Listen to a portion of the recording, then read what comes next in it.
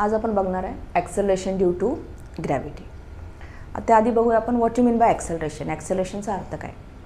ज्यावेळेस आपण एखाद्या बॉडीला किंवा ऑब्जेक्टला फोर्स अप्लाय करतो त्यावेळेस त्याची व्हेलॉसिटी जी काय असणार आहे ती चेंज होणार आहे. म्हणजे रेस्टला असेल तर तो मोशनला जातो, मोशनवाला असेल तर तो रेस्टला येतो. ठीक आहे. मग जी व्हेलॉसिटी चेंज होत असते म्हणजेच त्या बॉडीमध्ये त्या ऑब्जेक्टमध्ये ॲक्सेलरेशन प्रोड्यूस होत असते, ती बॉडी ॲक्सेलरेट होत असते, त्याला आपण म्हणतो acceleration. So acceleration means change in velocity with time. मग इथं आपल्याला काय बघायचं आहे? Acceleration due to gravity. ग्रॅव्हिटीचा अर्थ काय घ्यायचा आहे? Gravitational force. आणि तो ग्रॅव्हिटेशनल फोर्स इथं कोण एक्झर्ट करणार आहे? अर्थ. ज्यावेळेस आपण एखादा ऑब्जेक्ट वरनं खाली सोडत असतो किंवा एखादा ऑब्जेक्ट वरनं खाली पडणार आहे त्यावेळेस तो ऑब्जेक्ट डायरेक्टली कुठं पडणार आहे? खाली पडणार आहे अर्थवर. आणि अर्थवर पडतं का? कारण की अर्थ काय करत असते? त्याला ग्रॅव्हिटेशनल फोर्स अप्लाय करत असते. ज्यावेळेस अर्थ एखाद्या ऑब्जेक्टवर ग्रॅव्हिटेशनल फोर्स अप्लाय करते त्यावेळेस तो जो फोर्स अप्लाय केला आहे त्यामुळं तो जो ऑब्जेक्ट असेल खाली पडणारा तो काय होत असतो? ॲक्सेलरेट होतो. आता ॲक्सेलरेट होतो म्हणजे काय? एखादं ऑब्जेक्ट वरून खाली पडताना त्याची जी व्हेलॉसिटी असणार आहे ती काय होत असते? चेंज होत असते. वरनं पडताना ज्यावेळेस एखादा ऑब्जेक्ट त्यावेळेस तो झिरोला असणार आहे, त्याच्यामध्ये काही व्हेलॉसिटी नसणार आहे. पण जसजसं तू खाली पडेल तसतसं त्याची व्हेलॉसिटी काय होणार आहे? चेंज होणार आहे, वाढणार आहे. आणि ह्यालाच आपण काय म्हणतो? ॲक्सेलरेशन. आणि हे जे ॲक्सेलरेशन होणार आहे ते कुणामुळं होणार आहे? कुठल्या फोर्समुळं? ग्रॅव्हिटेशनल फोर्समुळं. आणि हा जो ग्रॅव्हिटेशनल फोर्स आहे तो कोण अप्लाय केलेला आहे? अर्थने. आणि त्यामुळं त्याला आपण म्हणतो ॲक्सेलरेशन ड्यू टू ग्रॅव्हिटी. मग डेफिनेशन काय येईल बघा ह्याची? Acceleration produce in a body. काय होणार आहे? ॲक्सेलरेशन प्रोड्यूस होणार आहे कुणामध्ये? बॉडीमध्ये. ड्यू टू कुणामुळे? Due to earth gravitational force. त्याला आपण म्हणणार आहे acceleration due to gravity. Acceleration produce in a body due to earth gravitational force is known as acceleration due to gravity. Acceleration आपण एने डिनोट करतो. हे ॲक्सेलरेशन ग्रॅव्हिटीमुळं असणार आहे, ग्रॅव्हिटेशनल फोर्समुळं असणार आहे. त्यामुळं इट इज डिनोटेड बाय जी. हे कशाने डिनोट करणार आहे आपण? जी. आणि हा जी कसा आहे? स्मॉल जी आहे. कॅपिटल जी कशासाठी असेल? Universal gravitational constant.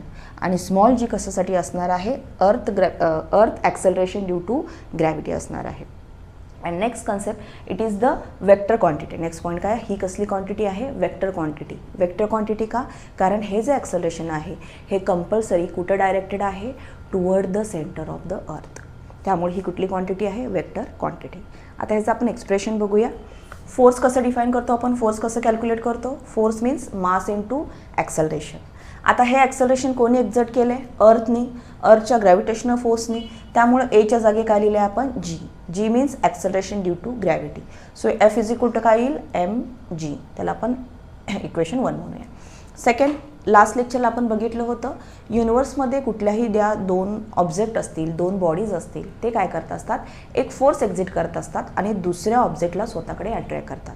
तो जो फोर्स असणार आहे तो फोर्स आपण लास्ट लेक्चरला कॅल्क्युलेट करता आणि तो किती आला होता? F is equal to capital G M1 M2 upon D square.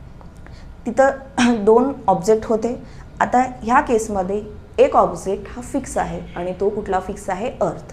एक ऑब्जेक्ट फोर्स लावणार कुठला आहे? अर्थ. आणि त्यामुळं आपण M1 M2 न घेता इथं काय घेतलेलं आहे? Capital M. कॅपिटल एम कुणासाठी घेतलेलं आहे आपण? Capital M for mass of earth. आणि small M it is the object. मग तो ऑब्जेक्ट कुठलाही असेल, चॉक असेल, डस्टर असेल, बॉल असेल. आणि इथं डिस्टन्स न घेता इथं काय घेतलेलं आहे आपण? रेडियस. रेडियस कुणाचा? अर्थचा radius. So F is equal to काय येईल? Capital G capital M small M upon R square. G for universal gravitation constant, capital M mass of earth, small M mass of object, R that is the radius of earth. F is equal to इथं M G आहे, ती value इथं याफच्या जागी लिहूया आपण. So M G is equal to capital G capital M small M upon R square.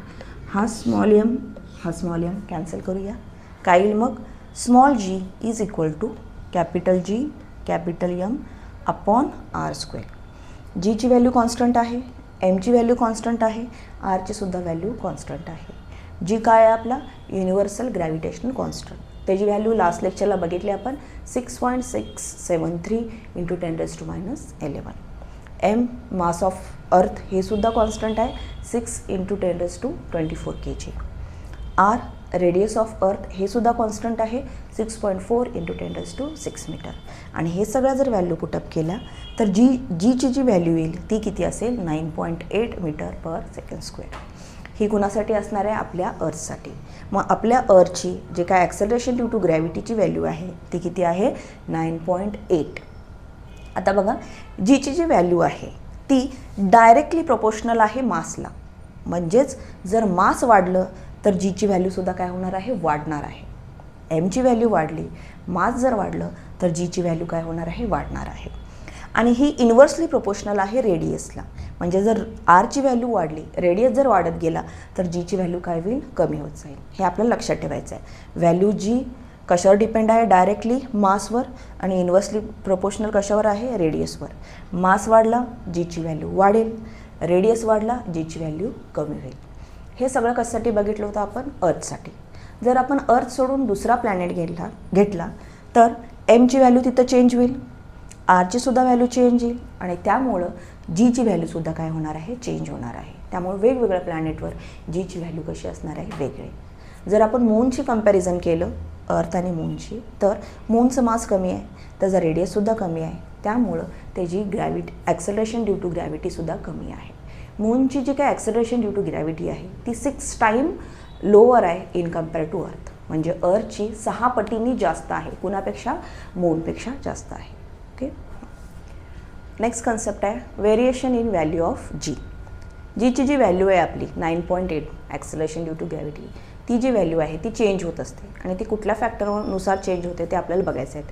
3 factor आहेत: shape, height and depth. 3 factor कुठले आहेत? Shape, height and depth.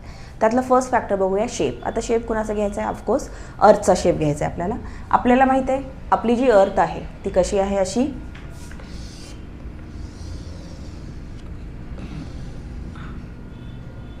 आपली जी अर्थ आहे ती आपली अशी सर्क्युलर आहे, आपल्याला माहिती आहे. पण आपली जी अर्थ आहे ती सारखं रोटेशनमुळे काय झालेली आहे?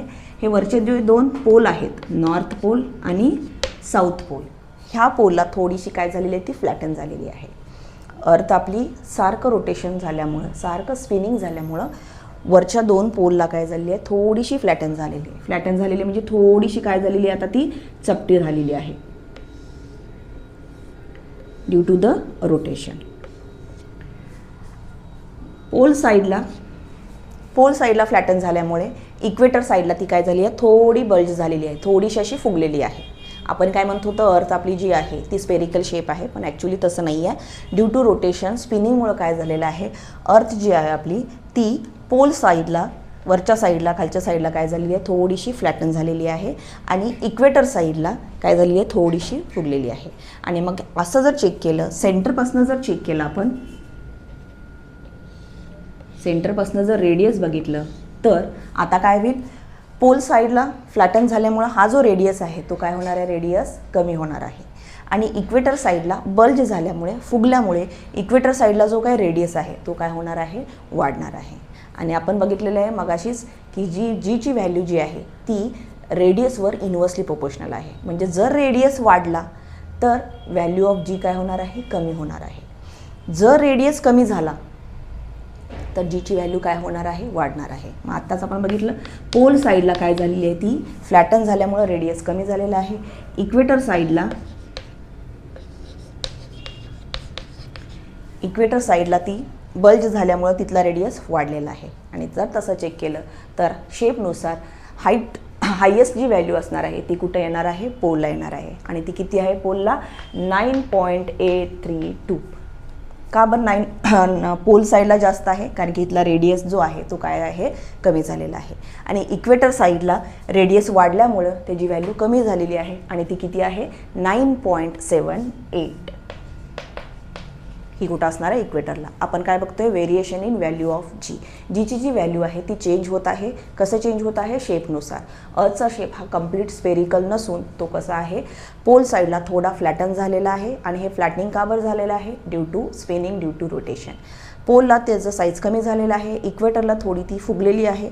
त्यामुळं पोलचा रेडियस कमी होईल आणि त्यामुळे व्हॅल्यू ऑफ जी वाढेल.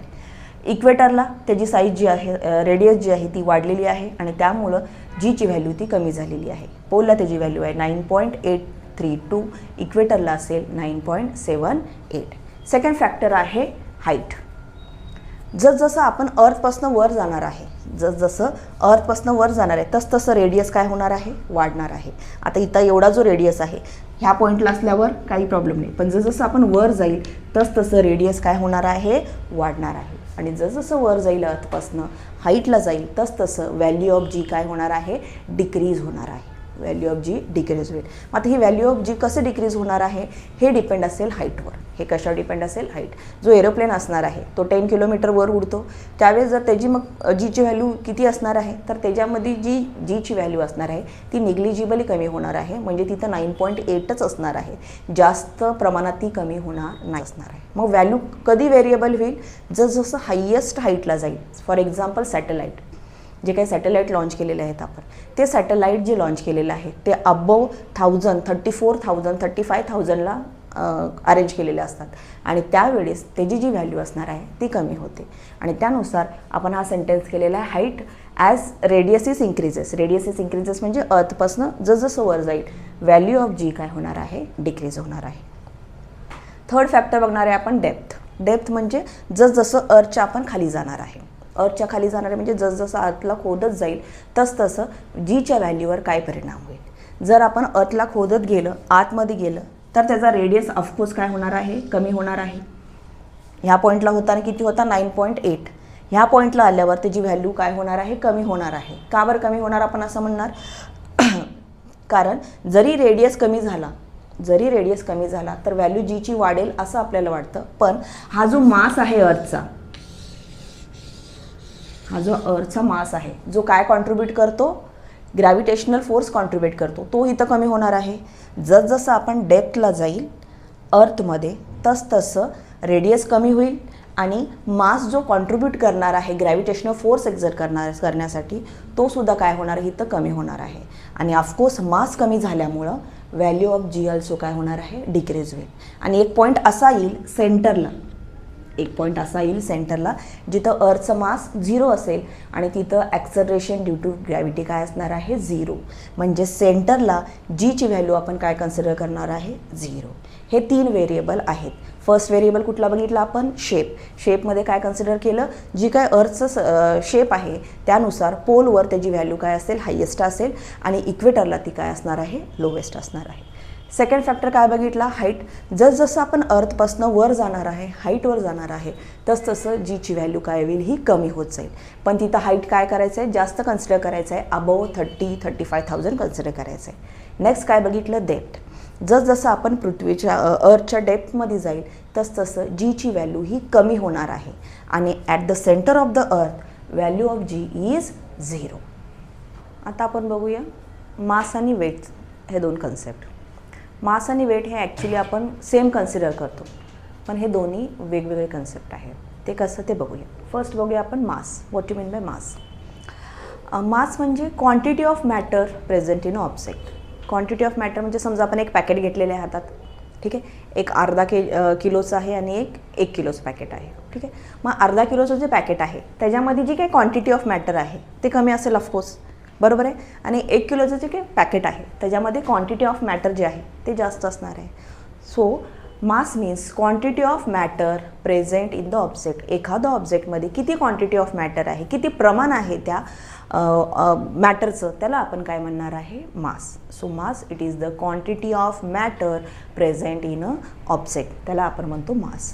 आणि मास आपण मोजताना kg मध्ये मोजतो आणि त्यामुळं unit of mass is kg. Kilogram हे काय असणार आहे, मासचं युनिट असणार आहे. Next it is the scalar quantity. ही कसली क्वांटिटी आहे, स्केलर. म्हणजेच जर आपण ते काय आत्ता एक्झाम्पल कन्सिडर केलं ते 2 पॅकेट, अर्धा kg आणि 1 kgचं, अर्धा किलोचं पॅकेट घेतलं होतं, 1 किलोचं पॅकेट घेतलं होतं, ते आपण कुठंही गेलो युनिवर्समध्ये तर त्यांच्या वजनामध्ये, त्यांच्या मासमध्ये जराही फरक होणार नाही. म्हणजे आता 2 मिनिटापूर्वी जो बघितला आपण कन्सेप्ट कुठला, पोल आणि इक्वेटर. पोललाही गेलं तर ते अर्धा kgवाला अर्धा kgच वजन दाखवेल, इक्वेटरला गेलं तरीसुद्धा ते तेवढंच वजन दाखवणार आहे. म्हणजे it is a scalar quantity. ती कुठल्याही डायरेक्शनवर डिपेंड नाही आहे. Next, it not changes with place to place. ही जागोजागीसुद्धा चेंज होणार नाही. म्हणजे जीची व्हॅल्यू चेंज झाल्यावर ह्या व्हॅल्यूवर काहीही परिणाम होणार नाही. And next, it never be zero.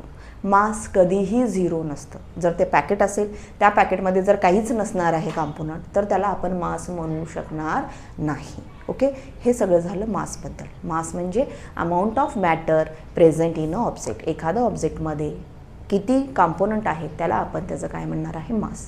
आणि ते आपण कशात कन्सिडर करणार आहे, त्याचं युनिट काय आहे, kg. आणि ही व्हॅल्यू डायरेक्शनवर फिक्स नाही आहे, त्यामुळे ही कसली क्वांटिटी आहे, स्केलार क्वांटिटी. ही व्हॅल्यू कुठंही गेलं तरी तेच राहणार आहे. Means it not changes from place to place and it never be zero. ही कधीही झिरो नसणार आहे. Okay, now next concept that is the weight. आता वेट कशाला म्हणतो आपण, weight means the force with which earth attract the object. Weight म्हणजे काय, आता जे आपण 2 पॅकेट घेतले होतं, अर्धा kg आणि 1 kgचं, ते पॅकेट जर आपण हातात धरलं तर राहतील, सोडलं तर तिथंच राहणार आहेत का, ऑफकोर्स ते काय होणार आहेत, खाली पडणार आहेत. मग ते खाली का पडतील, कारण अर्थ त्याला काय करत आहे, स्वतःकडे अट्रॅक्ट करत आहे. मग वेट कशाला म्हणायचं, अर्थ जो काही फोर्स लावणार आहे कुणावर, ऑब्जेक्टवर, त्याला आपण म्हणायचं आहे वेट. एखाद्या ऑब्जेक्टवर जो फोर्स लावून अर्थ त्याला स्वतःकडे अट्रॅक्ट करेल त्याला आपण काय म्हणायचं आहे, weight. So what you mean by weight, the force with which earth attract the object. त्या ऑब्जेक्टमध्ये किती मॅटर आहे ते झालं त्याचं मास. पण त्या ऑब्जेक्टला अर्थ ज्या फोर्सनी स्वतःकडे अट्रॅक्ट करते त्याला आपण म्हणायचं त्याचं वेट. मग आता अर्थ इथं काय अप्लाय करत आहे, फोर्स अप्लाय करत आहे. आणि आपल्याला माहीत आहे फोर्स म्हणजेच काय कन्सिडर केले आपण, वेट. फोर्स म्हणजेच काय कन्सिडर केले आपण, वेट. आणि फोर्स कसं काढतो आपण, मास इंटू ॲक्सेलरेशन. इथं ॲक्सेलरेशन काय घ्यायचं आहे, ॲक्सेलरेशन ड्यू टू ग्रॅव्हिटी. बरोबर आहे. त्यामुळं वेट काय असणार आहे, force is equal to weight आणि weight is equal to M into G. M म्हणजे इथं काय घ्यायचं आहे, मास, आणि जी म्हणजे ग्रॅव्हिटेशनल फोर्स जो काय असणार आहे, earth gravitational acceleration due to gravity. मग जर तुम्ही वेट कॅल्क्युलेट केलं आणि मास कॅल्क्युलेट केलं तर दोघांचे व्हॅल्यू चेंज येतील. इथं जो अर्धा किलोचा पॅकेट होता त्याचं जे वेट असणार आहे, त्याचं जे मास असणार आहे ते ½ kg असेल. पण त्याचं जर वेट कॅल्क्युलेट करायला गेलं तर त्याला मास हाफला आपण कशाने मल्टिप्लाय करायला लागेल, जीच्या व्हॅल्यूने मल्टिप्लाय करायला लागेल. आणि जीची व्हॅल्यू आपल्याला माहिती आहे 9.8. त्या हाफला 9.8ने मल्टिप्लाय केल्यावर जे काय व्हॅल्यू येईल ती असेल, ते असेल त्याचं वेट असणार आहे. नेक्स्ट, वेट हे जे आहे ते आपण कॅल्क्युलेट करतो in the form of newton. फोर्सचं युनिट काय आहे, न्यूटन. आणि हा फोर्स कोण लावणार आहे, अर्थनं. त्यामुळं वेटचं युनिट काय घ्यायचं आहे आपल्याला, newton. So unit of weight it is the newton. Next, it is the vector quantity. ही कसली क्वांटिटी आहे, वेक्टर. का बरं वेक्टर क्वांटिटी, कारण की हा फोर्स अर्थ लावणार आहे आणि हा कुठं असणार आहे, डायरेक्टेड टुवर्ड द सेंटर. आणि त्यामुळं ही कसली क्वांटिटी आहे, vector quantity. Next, it changes with place. He value काय होणार आहे, चेंज होणार आहे प्लेस टू प्लेस. कसं चेंज होणार आहे, लास्ट मगाच्या पॉईंटला आपण बघितलं होतं, पोलला व्हॅल्यू किती होती, 9.832. म्हणजे इथं आपल्याला कितीने मल्टिप्लाय करायला लागलं असतं, 9.832. जर तेच वजन, तेच मास आपण इक्वेटरला नेलं तर तिथे व्हॅल्यू काय होती, 9.78. म्हणजे कितीने मल्टिप्लाय करायला लागलं असतं जीच्या जागी, 7.8. म्हणजेच ही जी व्हॅल्यू आहे वेटची ही काय होणार आहे, प्लेस टू प्लेस चेंज होईल. जर ते वेट आपण मूनवर नेलं तर तिथं जीची व्हॅल्यू वेगळी असेल, 6 टाईम लेसर असणार आहे. म्हणजे तिथं वेट काय होईल, 6 टाईम लेसर येईल.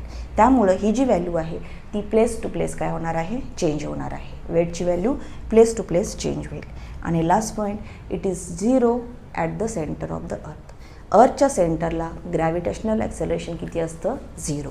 त्यामुळं मासला 0ने मल्टिप्लाय केल्यावर वेट किती येईल, 0. त्यामुळं वेट हे 0 ही असू शकतं. So this is about the weight. Weight it is the force with which earth attract the object. त्याला आपण म्हटलं होतं weight. It's unit is newton. It is vector quantity because it always directed toward the centre of earth. ही direct कुठं असणार आहे, directed कुठं असणार आहे, centre of earth. It changes from place to place. अर्थवर त्याची व्हॅल्यू वेगळी असेल, मूनवर त्याची व्हॅल्यू 6 पटीने कमी असणार आहे. का, कारण की तिथं ग्रॅव्हिटेशनल ॲक्सेलरेशन काय आहे, 6 टाईम लेसर आहे. And it is 0 at the centre of the अर्थ. सेंटरला जीची व्हॅल्यू 0 आहे, त्यामुळं वेट तिथं काय असणार आहे, 0 असणार आहे. आता फ्रीफॉल म्हणजे काय, ज्यावेळेस एखादा ऑब्जेक्ट वरून खाली पडत असणार आहे, अर्थवर पडत असतो, त्याला आपण म्हणणार आहे फ्री फॉल. आता वरून खाली पडल्यावर फ्री फॉल कसं म्हणतो? कारण की तो फक्त पडणार आहे under the influence of gravity. फक्त ग्रॅव्हिटेशनल फोर्सच्या अंडर तो पडणार आहे आणि तो ग्रॅव्हिटेशनल फोर्स कोणी लावणार आहे? अर्थ लावणार आहे आणि त्या फॉलिंगला आपण काय म्हणणार आहे? Free fall. ज्यावेळेस एखादा ऑब्जेक्ट फ्रीली खाली पडणार आहे आणि तो जो खाली पडणार आहे त्याच्यासाठी कोण रिस्पॉन्सिबल असणार आहे? अर्थ. कारण की अर्थ त्याला काय करत आहे? ग्रॅव्हिटेशनल फोर्स अप्लाय करत आहे आणि त्यामुळं तो ग्रॅव्हिटीच्या अंडर खाली पडत असेल तर त्याला आपण म्हणतो फ्री फॉल. मग जर आपण एक्झाम्पल स्टडी केलं, समजा आपण जरा हाईटवर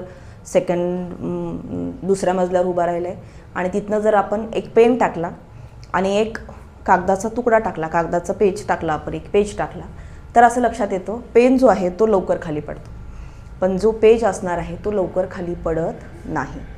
मग त्याचं रिझन काय होणार आहे? पेनला जो काही फोर्स लावणार आहे तो फोर्स कोण लावणार आहे? अर्थ लावणार आहे, बरोबर आहे. आणि त्यामुळे तो लवकर काय होईल? खाली पडेल. पण जो काही पेज असणार आहे त्या पेजला सुद्धा अर्थ ग्रॅव्हिटेशनल फोर्स लावेल, पण वाऱ्यामुळं तो पेज काय होणार आहे? इकडं तिकडं उडत जाईल. मग त्याला आपण फ्री फॉल म्हणायचं का? तर फ्री फॉल आपण एक्झॅक्ट करेक्ट कधी कन्सिडर करणार आहे? In a vacuum. व्हॅक्यूम म्हणजे जिथं एअर नसणार आहे, म्हणजे कुठलाही डिस्टर्बन्स जर तिथं नसेल तिथं आपण काय करणार आहे? फ्री फॉल कन्सिडर करणार आहे. आणि त्यामुळे आपण फ्री फॉलची डेफिनेशन काय लिहिणार आहे? When object move under the influence of gravity alone. फक्त आणि फक्त ग्रॅव्हिटी असली पाहिजे, तिथं एअरसुद्धा नको आहे. त्या इन्फ्लुएन्समध्ये जर एखादा ऑब्जेक्ट खाली पडत असेल तर त्याला आपण काय म्हणायचं आहे? Free fall. So free fall when an object move under the influence of gravity alone then it is said to be free fall. आणि ज्यावेळेस आपण फ्री फॉल कन्सिडर करत असतो त्यावेळेस वरून पडणारा जो ऑब्जेक्ट असणार आहे त्यावेळेस त्याची इनिशियल व्हेलॉसिटी ही 0 कन्सिडर करायची आहे. इनिशियल व्हेलॉसिटी म्हणजे स्टार्टिंगची व्हेलॉसिटी आणि फायनल व्हेलॉसिटी ही एंडिंगची व्हेलॉसिटी. जर आपण असं फोर्सने टाकत असेल तर तिथं इनिशियल व्हेलॉसिटी 0 कन्सिडर होणार नाही. सिम्पल असं आपण त्याला फ्री हँडली रिलीज केलं त्यावेळेस इनिशियल व्हेलॉसिटी तिथं किती कन्सिडर करायची आहे? 0. आणि त्यावेळेस जे काही ॲक्सेलरेशन असणार आहे ग्रॅव्हिटीमुळं ते ॲक्सेलरेशन आपण कसं कन्सिडर करतो? एच्या जागी काय करतो? जीने कन्सिडर करतो. ओके. मग आपल्याला जर करेक्ट फ्री फॉल काढायचं असेल, एखादा ऑब्जेक्ट आपण वरनं सोडलेला आहे, वरनं सोडताना तो खाली मूव्ह होणार आहे, खाली मूव्ह होताना त्या ऑब्जेक्टमध्ये ॲक्सेलरेशन प्रोड्यूस होतं, हे आपण मगाशी बघितलेलं आहे. मग ते ॲक्सेलरेशन किती आहे? त्याची फायनल व्हेलॉसिटी किती आहे? त्या ऑब्जेक्टला वरून खाली येण्यासाठी किती टाईम लागलेला आहे? हे जर कॅल्क्युलेट करायचं असेल तर आपल्याला लास्ट इयरचे न्यूटनचे 3 इक्वेशन माहीत असले पाहिजे. 3 इक्वेशन होते V is equal to U plus AT. V stand for final velocity. V कशासाठी असेल? Final velocity. U असेल initial velocity. A for acceleration and T for time. Second equation होतं S is equal to UT plus half AT square. S आपण displacement consider करू शकतो, distance consider करू शकतो किंवा हाईट कन्सिडर करू शकतो. एस हे हाईटसाठी असेल, डिस्टन्ससाठी असेल किंवा डिस्प्लेसमेंटसाठी असेल. U for initial velocity, T for time and A for acceleration. Then third equation काय होतं? V square is equal to U square plus 2AS. असे 3 इक्वेशन होते आणि ह्या 3 इक्वेशन आपण यूज करून आपण फ्री फॉल कन्सिडर करायचं आहे. फ्री फॉलची फायनल व्हेलॉसिटी काढायचं आहे, टाईम काढायचं असेल आणि डिस्टन्स काढायचं असेल तर हे 3 इक्वेशन घेणार आहे. ह्या 3 इक्वेशनला थोडंसं मॉडिफाय केलेलं आहे. कसं केलेलं आहे बघा. कारण की फ्री फॉलमध्ये आपण इनिशियल व्हेलॉसिटी जी आहे ती किती कन्सिडर करतो? 0. आणि एच्या जागी ॲक्सेलरेशन हे ग्रॅव्हिटीमुळं असल्यामुळं ए कसं काय कन्सिडर करतो? एच्या जागी जी. मग हे फर्स्ट इक्वेशन कसं चेंज होईल बघा. V is equal to U plus AT. U म्हणजे काय? Initial velocity. इनिशियल व्हेलॉसिटी किती आहे? 0. त्यामुळे काय येईल? V is equal to 0 plus AT म्हणजे काय येईल? V is equal to GT. G for A, acceleration due to gravity. So V is equal to GT. Second equation S is equal to UT plus half AT square. U for initial velocity. Again initial velocity 0 आहे त्यामुळे ही value किती होईल? 0. त्यामुळे काय येईल? S is equal to half एच्या जागी काय येईल? G. So half GT square. S is equal to half GT square. Third equation V square is equal to U square plus 2AS. परत इनिशियल व्हेलॉसिटी 0 कन्सिडर करतो आपण free फॉलला त्यामुळे काय येईल? V square is equal to 2ASच्या जागी काय येईल? 2 GS. आणि हे 3 इक्वेशन वापरून आपण काय करणार आहे, फ्री फॉलचे एक्झाम्पल सॉल्व करायचे आहेत. कुठले 3 इक्वेशन बघायचे आहेत आपल्याला, V = GT, second S = half GT² and third V² = 2 GS. Last point बघायचं आपल्याला, एस्केप व्हेलॉसिटी. आता एस्केप व्हेलॉसिटीचा अर्थ काय, ज्यावेळेस एखादा ऑब्जेक्ट आपण वर फेकतो त्यावेळेस तो कंपल्सरी काय येतो, खाली येतो. मग आपल्याला काय करायचं आहे, ऑब्जेक्टला अशी व्हेलॉसिटी द्यायची आहे की तो एकदम वर जाईल आणि वर गेल्यावर परत कधीच खाली न यायला पाहिजे. ती जी व्हेलॉसिटी असेल त्याला आपण म्हणतो एस्केप व्हेलॉसिटी. मग आता हे कसं पॉसिबल होऊ शकतं, मग अशी आपण बघितलं व्हॅल्यू ऑफ G जी आहे ती 3 व्हेरिएबल डिपेंड होती, शेप, हाईट आणि डेप्थ. आणि सेकंड पॉईंट जो होता त्यातला हाईट, जसं आपण वर जाणार आहे, हाईटला जाणार आहे अर्थपासनं, तसं Gची व्हॅल्यू काय होत होती, कमी होत होती. मग त्यामध्ये आपण माउंट एव्हरेस्ट बघितलं 10 किलोमीटर, तिथं व्हॅल्यू निग्लिजिबल कमी झाली. त्यानंतर सॅटेलाईटला 35,000 किलोमीटर वर जातो त्यावेळेस ती काय होती 0.227 असणार आहे. मग आपल्याला काय करायचं आहे, इनिशियल व्हेलॉसिटी ती जायची आहे, म्हणजे खालनं ऑब्जेक्ट जो आपण वर फेकणार आहे त्या ऑब्जेक्टला एवढी इनिशियल व्हेलॉसिटी द्यायची आहे की तो काय केला पाहिजे, तेवढा वर गेला पाहिजे जिथंपर्यंत अर्थचा ग्रॅव्हिटेशनल फोर्स पोचला नाही पाहिजे. म्हणजे अर्थची तिथंपर्यंत कॅपॅसिटी नाही गेली पाहिजे त्या ऑब्जेक्टला अट्रॅक्ट करायची. आणि ती जी व्हेलॉसिटी असेल त्याला म्हणायचं आहे एस्केप व्हेलॉसिटी. अशी इनिशियल व्हेलॉसिटी द्यायची की ज्या व्हेलॉसिटीमुळे तो ऑब्जेक्ट काय करेल, डाऊनवर्ड पूल जो असणार आहे कुणाचा, अर्थचा, तो काय करणार येईल, ओव्हरकम करेल. अर्थच्या डाऊनवर्ड पूलला काय करेल, रजिस्ट करेल आणि एकदम वर जाईल आणि तो तिथंच राहील, परत खाली येणार नाही. तर ती जी व्हेलॉसिटी असेल त्याला म्हणायचं एस्केप व्हेलॉसिटी. मग डेफिनेशन काय बघा, when a body is thrown vertically upward from the surface of the अर्थ. ज्यावेळेस बॉडी आपण काय करणार आहे, व्हर्टिकली अपवर्ड थ्रॉन करणार आहे, फेकणार आहे. The minimum initial velocity of the body for which body is able to overcome the downward pull. मग मिनिमम व्हेलॉसिटी एवढी द्यायची आहे की काय केलं पाहिजे, डाऊनवर्ड पूलला काय केलं पाहिजे, ओव्हरकम केलं पाहिजे. आता डाऊनवर्ड पूल कोण करणार आहे, अर्थ जो ग्रॅव्हिटेशनल फोर्स अप्लाय करणार आहे त्याला ती काय केलं पाहिजे, ओव्हरकम केलं पाहिजे. And can escape earth for ever. आणि अर्थपासनं ती काय केली पाहिजे, एस्केप झाली पाहिजे, निघून गेली पाहिजे, वरच राहिली पाहिजे फॉर एव्हर. तर त्याला आपण काय म्हणतो, एस्केप व्हेलॉसिटी. एवढी इनिशियल व्हेलॉसिटी द्यायची आहे की ज्यामुळं ती बॉडी काय करेल, अर्थचा डाऊनवर्ड पूल काय करेल, ओव्हरकम करेल आणि वरच अर्थपासनं वरच काय होईल, एस्केप होईल फॉर एव्हर. त्याला म्हणता येईल escape velocity. When a body is thrown vertically upward from the surface of earth, the minimum initial velocity of body for which the body is able to overcome the downward pull by the earth and escape forever, then it is known as escape velocity. मग आता एखाद्या बॉडीला जर पूर्णपणे escape करायचं असेल तर किती व्हेलॉसिटी द्यायला लागेल, त्यासाठी एक्सप्रेशन काढायला लागेल, त्याची व्हॅल्यू काढायला लागेल. आता आपण ते बघूया. ज्यावेळेस तो ऑब्जेक्ट अर्थ सरफेसवर असणार आहे त्यावेळेस त्याची कायनेटिक एनर्जी किती असेल, कायनेटिक एनर्जी म्हणजे काय माहीत आहे तुम्हाला, half mv², half mv². Kinetic energy म्हणजे जी एनर्जी स्पीडमुळे येते, मोशनमुळे येते. आता हिथं जी व्हेलॉसिटी आहे ती व्हेलॉसिटी कुठली द्यायची आहे, मिनिमम इनिशियल व्हेलॉसिटी एस्केप होण्यासाठी. त्यासाठी व्हेलॉसिटीच्या खाली काय लिहिलं मी, एस्केप लिहिलेलं आहे. मग कायनेटिक एनर्जी किती घ्यायची आपल्याला, half mv escape². Potential energy म्हणजे जी एनर्जी स्टोरेजमुळे येते. आता हिथं हाईट 0 असणार आहे कारण की कुठं आहे ते अर्थ सरफेसवर असणार आहे. पोटेन्शियल एनर्जी कुणामुळे येते, स्टोरेजमुळे येणार आहे, एका स्पेसिफिक पोझिशनमुळे येणार आहे, त्याला आपण म्हणतो पोटेन्शियल एनर्जी.